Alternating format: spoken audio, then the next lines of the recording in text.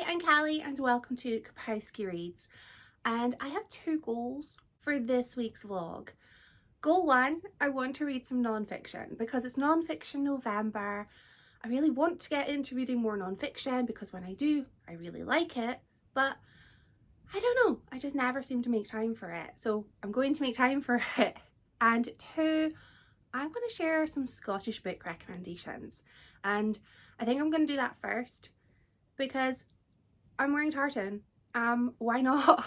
I'm also either dressed like a grandmother or cute. I don't know which one. I feel cute, so I'm gonna go with that.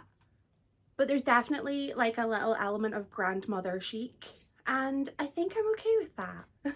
This video is gonna come up at the end of Book Week Scotland, which I don't know if it's on purpose, probably is.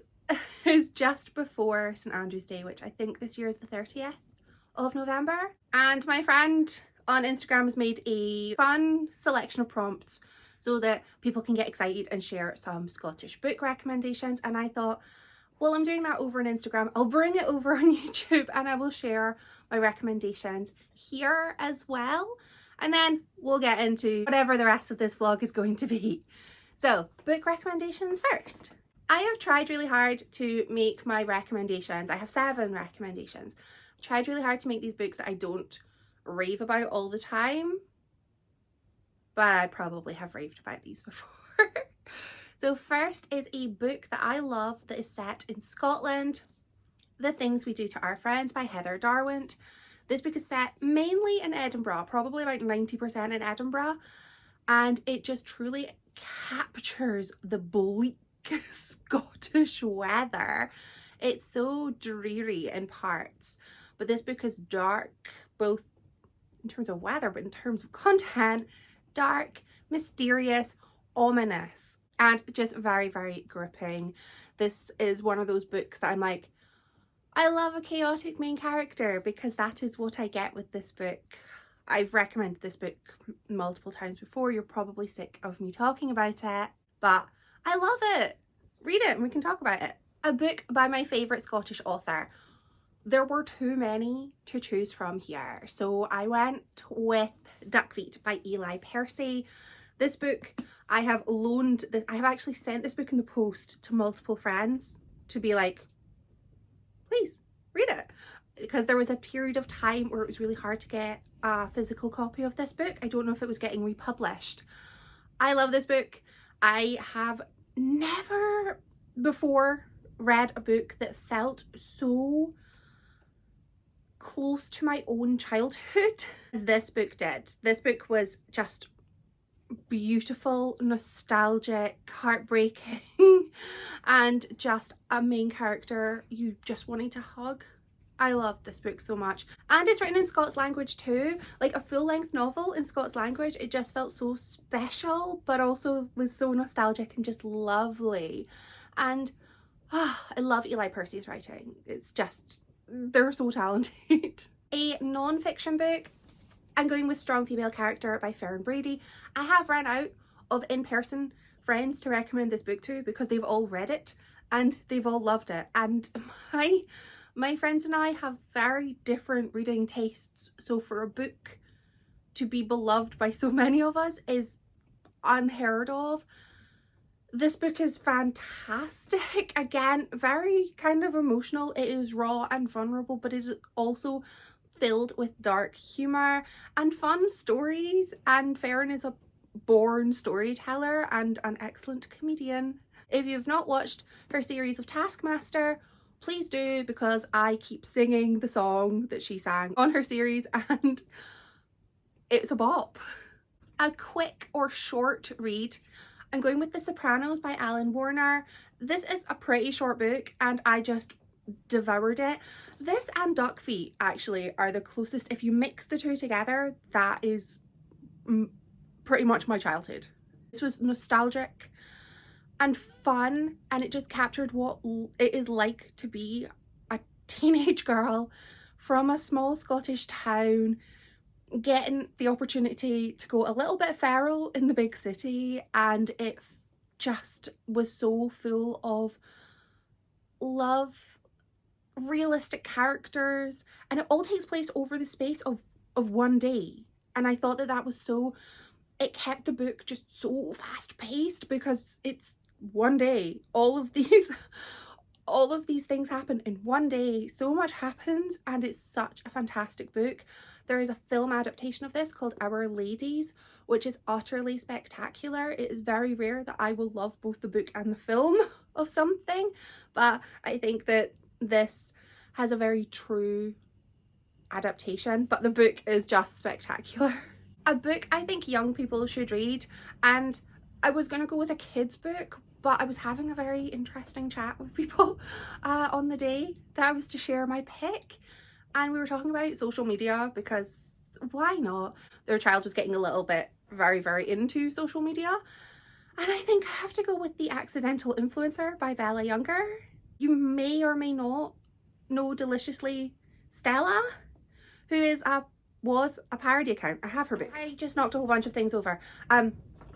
The same person as Deliciously Stella is Bella Younger.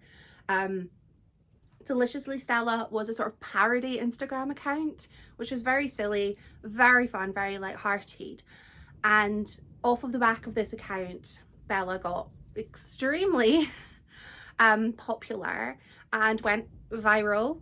And this book is about the sort of dark tale, the dark reality of what that meant and the repercussions that that had for her. Again, very vulnerable read, but I think it's a very important read, which is kind of like, you know, social media is meant to be fun, and what happens when it stops being fun and you start thinking about posting for other people rather than posting for yourself.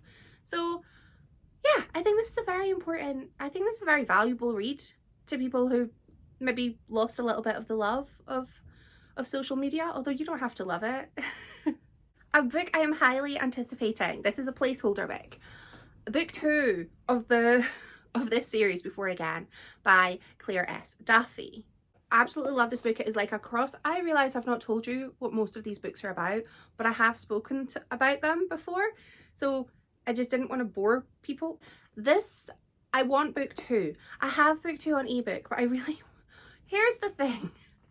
I have book 2 on ebook, but I have book 1 in physical form, and I really wanted book 2 in a matching format, but that doesn't exist. So I've kind of been putting it off because I want my sets to match, and they can't match. So I'm gonna just have to read the ebook I bought a couple of years ago, last year maybe, of this series. It's time travel-y, timey-wimey fantasy, but it's set in Scotland, and there's a hunky Viking, and it's just charming. I really want book 2. There's an old crone, and I'm like, I feel seen. I just want to be the old crone. If there's ever a TV adaptation, please, I would like to be the old crone.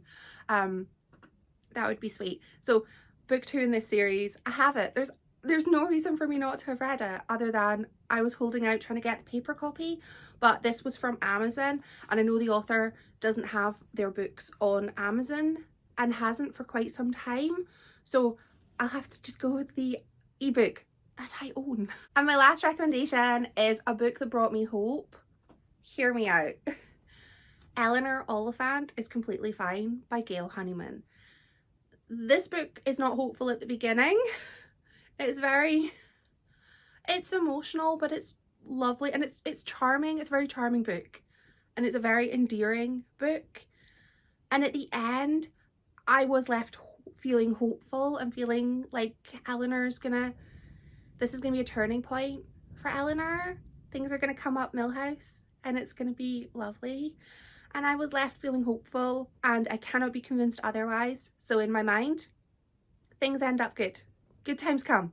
I was about to start quoting Crazy Little Party Girl there, because I was talking about Tangent.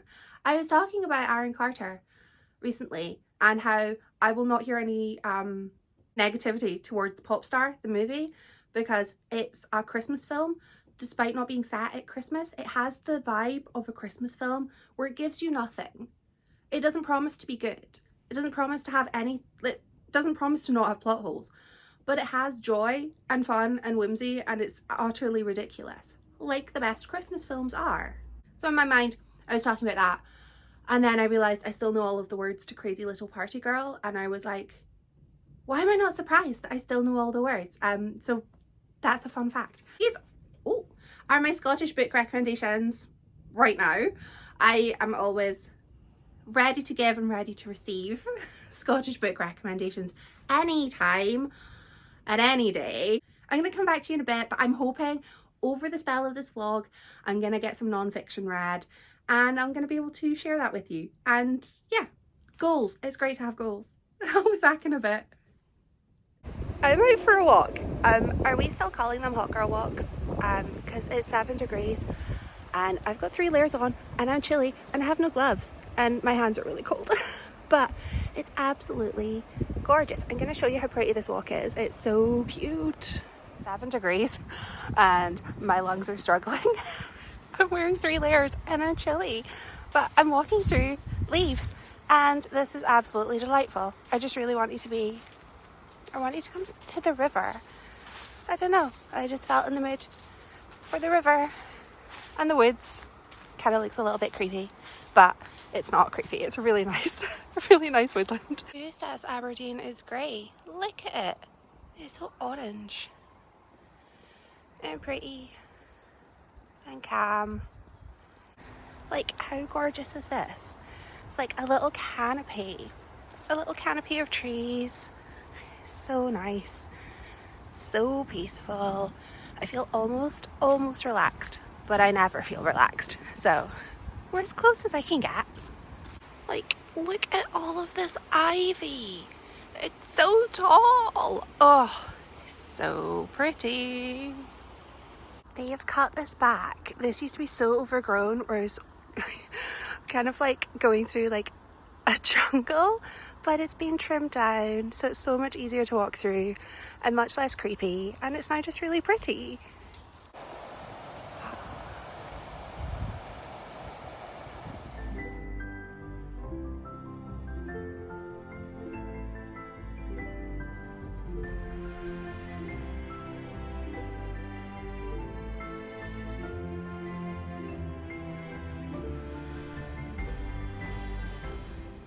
It's snowing. It's 7 a.m.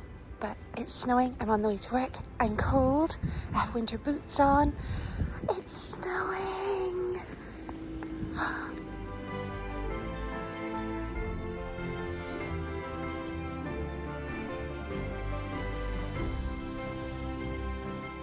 This is my tiny little microphone, and in my mind it's going to make the sound in my living room a little bit better. Or at the very least, it'll make me look like an idiot. And then, that can be fun. Today is Monday and it snowed. And I definitely woke my boyfriend up to tell him it was snowing because I noticed when I was leaving the house at 7. And I love when it snows. But my lungs don't love when it snows. So they're burning a smidge. And I also have the fear of falling in snow and like hurting myself. So I kind of walk like an idiot, even though I was wearing winter boots, which are the most uncomfortable boots I own, but they've got really good soles. I did not film yesterday and I meant to. We went to the Christmas winter market, and we did a little bit of, again, Christmas shopping. I feel so accomplished. I just love getting the Christmas shopping done so that I can relax because I overthink gifts because that's just silly. We got quite a bit of Christmas shopping done, just little bits and bobs, and made some good progress. But I also got myself some stuff for the house, and I wanted to share that with you just because it's fun. So I wanted to do a little sort of Christmas market haul.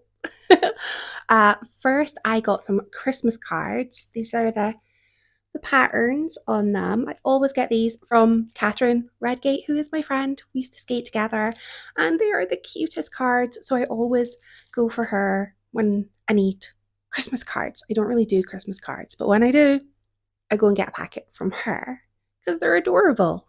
I got my favourite hot sauce. This is a pineapple hot sauce, and they only do it at Christmas. And I got some last year. It was amazing on tacos. I had it with some mango salsa, and oh, so good. I know it's controversial, but I really like sweet and savory together. I'm that person putting pineapple on a pizza. So very excited to have this. I'm probably not going to crack it open until after Christmas though, because I don't see me having tacos during December because I want to live off of party food. I got a little thing of honey. This is heather honey. I don't tend to, I don't have a lot of honey in my life other than when I have a sore throat or when I'm making madeleines. And I thought with the weather getting colder, like I bought this the day before it started snowing, maybe I'll get some honey so that if I get a cold or a little sniffle or my throat feels a bit scratchy, I've got honey. So I have some really nice honey. I tasted this at the stall. It was really nice. I got some marshmallows. These are spiced marshmallows. And yeah, you can definitely smell the winter spices off of these. I think these are the perfect size to go on a hot chocolate, and I'm going to make that happen and maybe watch a Christmas film when I do that. I think that would be a great use of my time. I got myself some vegan tablet. I'm not vegan. I can't really eat cow's milk. I can't digest it. So I got some vegan tablet and I'm very excited about it. I love tablet. It's so sweet though. And I don't really have a sweet tooth. So this might last me a little bit, might last me through the season. And of course, I got one for my partner, butterscotch fudge. We were getting a deal and I needed one more. And he picked this one. And again, it sounds delicious. So I hope he enjoys it. I am now home from my day in the office. You would think from the amount of lights I have on right now, it's pretty late. But I left work not bang on 4 o'clock, 3 minutes past 4. And I like hoofed at the speed that I was the most capable of doing to get the bus home. And I got home like 5. So I'm gonna just make a start on dinner and pay some attention to the cat who was screaming. I got home and he was screaming at my front door to get in.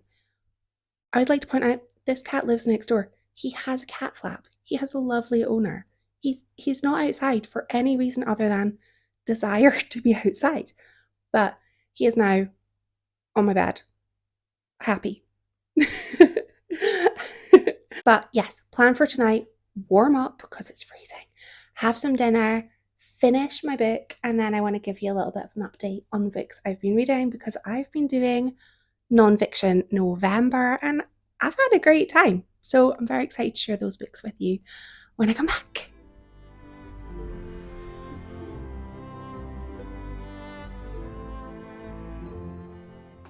I am back and it's still snowing, so I've not been outside since last we spoke.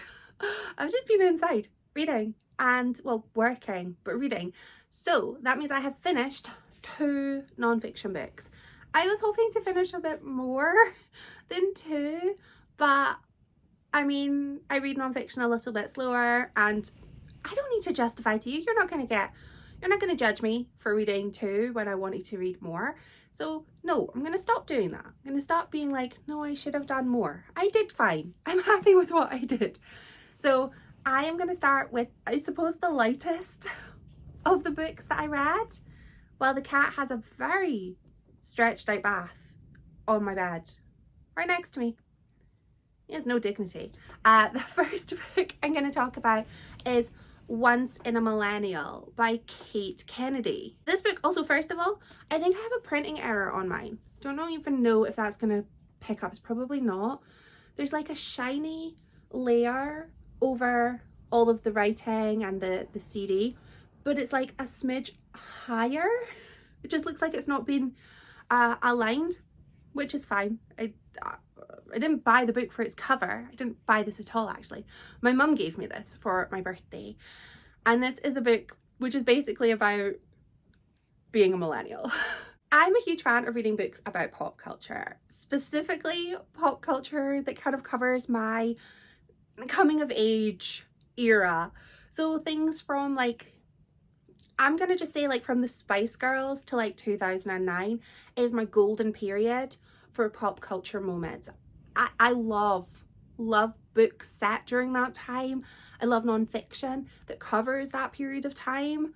I'm here for it. And this book kind of did. This book covered the 1990s, the 2000s, and then it ended with the aughties, which isn't a period that gives me the nostalgic warm and fuzzy. There were parts of this book that I found to be really like familiar, and I felt like I had a sort of like kinship with the author at certain times, especially surrounding like the Spice Girls. I'm a huge fan of the Spice Girls. My favorite Spice Girl. Oh, now, what are we talking here? Are we talking like my favorite Spice Girl when it comes to singing? Because that's Mel C. But if we're talking my favorite Spice Girl as in the one I wanted to be when we played Spice Girls, because of course we played Spice Girls in school, I wanted to be Victoria. I thought like she was funny, she was stylish, and I just thought she was my favorite. Just sort of, she was there. She wasn't like drawing attention to herself. I felt like with an adult form of perspective, I think she just commanded the room rather than demanding attention. But saying that, I loved all of the Spice Girls, and I still love all of the Spice Girls. But I never got to be Victoria when we played Spice Girls. I usually ended up being Jerry because we didn't have any redheads in my year at school. Despite I'm Scottish. We had no redheads in my year at school. Well, we had no redheaded girls, and the boys didn't want to play Spice Girls with us. So I ended up being Jerry, and I've always been very anxious speaking in front of people, which is why YouTube is perfect for me. I'm speaking to my phone. So I was always just very anxious, such an anxious child. I was not a good Jerry. So yeah, I thought that that was really good, and it was a really good sort of narrative of, as a child, how we maybe kind of pretended we liked certain things to impress other people. And I think that that is a kind of common lived experience where you don't know who you are, but you know who you want to impress. I thought that was really interesting. But I feel like from that point on, the book, I kind of lost any sort of similarities to the author. Our lives were so different. And I'm the target audience for this book, millennial woman, but I also felt like I wasn't the target audience. There, of course, were references to things that were very US based because the author is from the United States. So I didn't know anything about American Girl dolls or sorority life or summer camp. I have absolutely no experience there. So it was very interesting for me, but I wasn't getting that relevance, that nostalgia that I kind of thought I was going to get from this book. But I liked the writing style. I liked the author's delivery. I liked the many references to songs that I love. I did enjoy the book, but I feel like towards the end I kind of was lost, because when we reached the sort of 2010s, that's not a period where I have any sort of strong nostalgia for, because I'd finished uni by that point. I was working full time. I was in my I'm an adult and I don't have ramen for dinner phase. I had ramen for dinner last night. I'm 38. It's not a phase, Mum. I'm still having ramen for dinner. It was delicious. I put an egg on it and a little salmon fillet. It was very delicious. But in 2010s, I was definitely feeling more like an adult, or trying to. And I don't think that my life now is vastly different to my life in 2010s. So I don't have that nostalgia about that time period, because 2010s goes up to 2019. That's 5 years ago.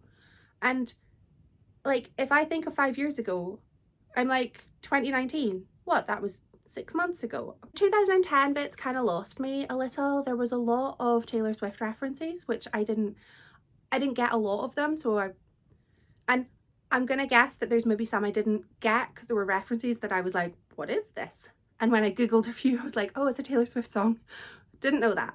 So I feel there's probably a bit more. And the book then kind of went on to talking about the author's dreams of motherhood, which is something that I am happy for anybody who wants to be a mother. I love that for you. I hope you succeed. I hope you get what you would like out of life.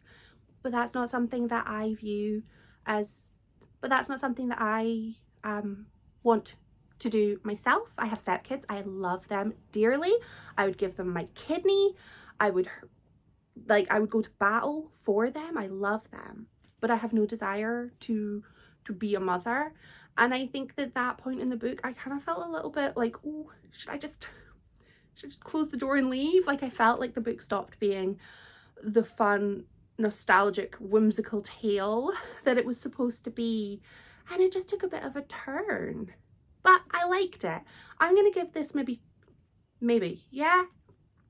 I'm going to give this 3 stars. And I'm going to give a recommendation. Yeah, I'm going to give a recommendation. It's nothing to do with this, but it kind of is. What I kind of wanted from that book was pop star nostalgia and maybe a little bit of like Spice Girls feminism. So I'm going to recommend Reach for the Stars, which this is a UK-centric pop culture book. So of course I'm going to get a little bit more of this, and I did. I absolutely devoured this book. It's a chonker, but I recommend it. It is about pop stars in the UK between 1996 and 2006. A golden age for pop music. We have Spice Girls, we have Girls Aloud. We have cars beeping outside. They're excited about this too. Highly recommend this. And I also recommend What Would the Spice Girls Do by Lauren Bravo. This is a really, it's very short, but it's a very interesting book about the impact that the Spice Girls had on those of us who were very young growing up, seeing these strong, powerful women take the world by storm. And I still think to this day about how amazing the Spice Girls Impulse smelled. If I could wear that now, I would. And next I read, I don't want to be too bold, but let me be bold. I read possibly my favourite ever non-fiction book. I know, Deadweight by Emmeline Klein. Look how much I tabbed this. I never tab books, like I do, but very rarely do I tab them. I think the only book I can think of that I tabbed a great deal of was Other People's Clothes by Kala Henkel, which is one of my all-time favourite books ever. It's not non-fiction, but if I wasn't talking about non-fiction, I'd be recommending that. This book is an essay, again, another essay collection, and it is all focused on eating disorders. So a light and fluffy topic. I am very honest in saying that I was in treatment for disordered eating between the ages of 12 and 30. Yeah, a long time. So this book kind of felt, I'm gonna actually describe this book to you the way I told my friend how it made me feel. This book felt like talking to a drunk girl in a club toilet. That level of like sisterhood, that level of like, I'm gonna gaze in your eyes and tell you that I see into your soul, then I'm gonna give you a forehead kiss, then we're gonna go and dance. That is what this book gave me. This book is I feel it's very respectful to those who have experienced disordered eating. It is told kind of from a female perspective, the author's own perspective, which I kind of appreciated, of like, you know, she was only saying what she knew, and the research that she had did from groups that she had been in that all just kind of happened to be mainly female, but there are some non-binary perspectives in here too. The thing I loved about this book was that this book, first of all, had no business being so cute. It's non-fiction about what is traditionally a not cute subject. It didn't need to be so pretty, but it also had no business being written so well. Often with non-fiction, I find, is that you get the facts. That's what I'm here for. I'm here for facts. But I got facts given to me in a very welcoming way. Like, this book kind of took my hand and was like, come on, let's go, girl. And it was just so welcoming and warm. And I felt that this book was like, come on, you know, moved people around so that there was a seat for everybody. this book was very lovely. This book made me feel seen. This book also made me feel like there is no unique lived experience in the entire world, because I'm sitting reading this, reading about like studies of like X amount of people did blah de blah blah, and I'm going, okay, I thought I was super smart for doing that. Turns out we were all doing it. And it was just very, I felt like, just, I don't want to say, keep saying I felt seen, but I felt seen. And I felt that this truly captured an experience that like a lived experience of my own that I don't get to talk about that often, because it's a bit of a bummer subject. But also, you don't want to talk about it to people who may be triggered, and you don't want to talk about it to people sometimes who just might not understand. And you're like, no, just the brain weasels. This book, I loved it. It's very special. And I was sort of left feeling so sad for like a version of me who doesn't exist anymore. But also so truly grateful for the NHS, because I was very lucky, and like I'm very lucky. I'm alive. I'm very lucky. That just has to be said. I acknowledge it.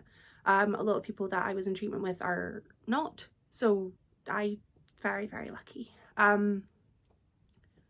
I experienced treatment in Edinburgh and Glasgow and Aberdeen, and I'm so lucky to get that. And I was reading this book, reading about how hard it is to get like health insurance that covers eating disorder treatment, and that never crossed my mind at all. Like I'd never thought about that before, and I was kind of left being like, if I didn't live in a country with a national health service, I would probably be dead. Which is a terrifying thought. So yeah, this book, whirlwind of emotions. I'm about to cry again. This made me cry. But this also made me feel like I was like a hug of a book. And this author was very respectful, and anything that could be triggering is actually redacted. So there's no weights, there's no BMI figures, there's no, which we all know, come on, we all know that that's a bit of nonsense there. But this book was very respectful, and this book is for healing. This book does not replace medical help, but this book was very, very healing for me, and I'm in a good place. And that's why I like reading books like this. They remind me I'm in a good place, and it's very nice to feel like that. But yes, I read 2 essay collections. Seems like I'm really into essay collections right now. I do have some essay collections that I would like to recommend though as well. I promise you they're not as bleak a subject as eating disorders, but one is informative and one is informative and a little bit silly. An essay collection I read earlier this year was It's Not About the Burqa. This is a collection of a whole bunch of different women have gotten together and written their own stories, their own essays about various subjects, all surrounding what it is like to be a Muslim woman living in the Western world. This is a very short collection, very short collection, but it was very impactful, very powerful, and I highly recommend it if you want an essay collection that's going to leave you sort of feeling like you've learned a little bit about another person's way of life. Again, another essay collection I recommend is Side Splitter by Phil Wang. Again, we're going to circle back to the beginning of this video. Phil Wang was also on Taskmaster and was also spectacular. This is his essay collection, which all focuses on what it is like to be a person who starts their life in Malaysia, moves to the UK, and feels like they are neither Malaysian nor British. They are a mix, and it is about his life and his experiences, and it is told in a very, very humorous way because he is a jester. He is a funny man, but it's also very, very vulnerable, and there are times when it's very sad and it's very upsetting to sort of see how he felt. but it's a very, very good collection. I highly recommend. So even though I only read 2 non-fiction books, I have a few more recommendations that I wasn't planning to give, but here we are.